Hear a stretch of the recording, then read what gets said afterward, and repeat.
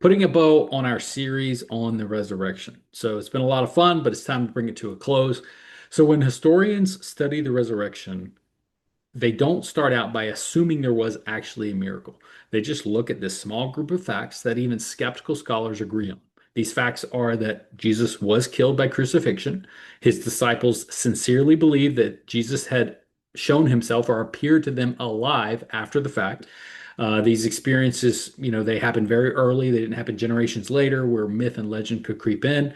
The disciples were transformed into these bold witnesses from Christ when before they were, really fearful fishermen. The tomb was proclaimed empty in Jerusalem, where it could have been disproven.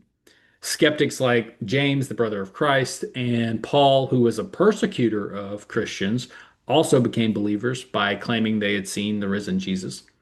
So the key question is what what explanation best explains all of these facts together? People suggest that there's natural explanations. Maybe the disciples had this group hallucination. Hallucinations are individual experiences. They're not group appearances. And they don't explain the empty tomb or the conversion of the enemies of Christ. Maybe the disciples lied, right? But liars don't willingly suffer beatings, prison, torture, death for something they know is false. They might do it for something they mistakenly think is true, but they don't do it for something that's false. And they were in a position to know whether it was true. You know, well, maybe Jesus didn't really die. Maybe he swooned. But Roman executioners, they were experts at death.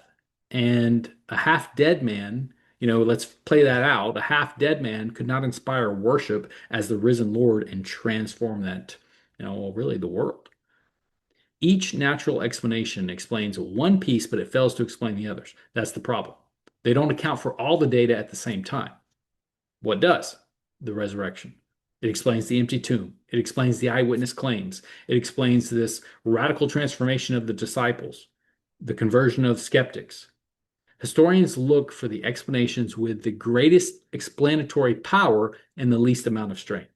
And when you do that, the resurrection stands out as the best explanation of all the facts. So belief in the resurrection is not blind faith. It is conclusion based on evidence.